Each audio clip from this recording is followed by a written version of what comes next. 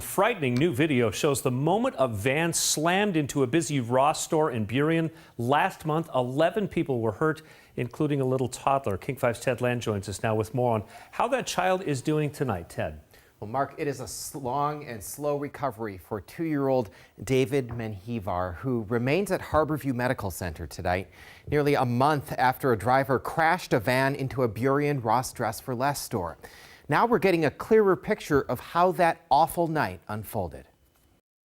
New video released by the King County Sheriff's Office shows a van slamming into the checkout area of a Burien Ross store last month. Investigators say the driver was under the influence of drugs and was helping another person flee after shoplifting. Among the chaos and debris, a toddler. 2-year-old David Menjivar is still recovering from multiple fractures at Harborview Medical Center.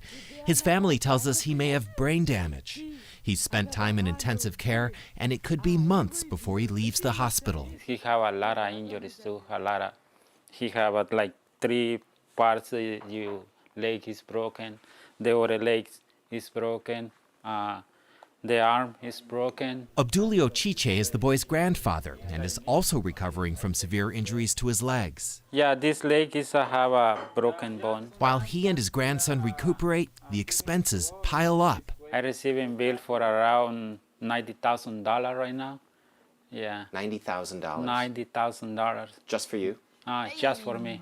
Each day is a little better than the last, but they're still unsure how long it'll be until they're well enough to move on.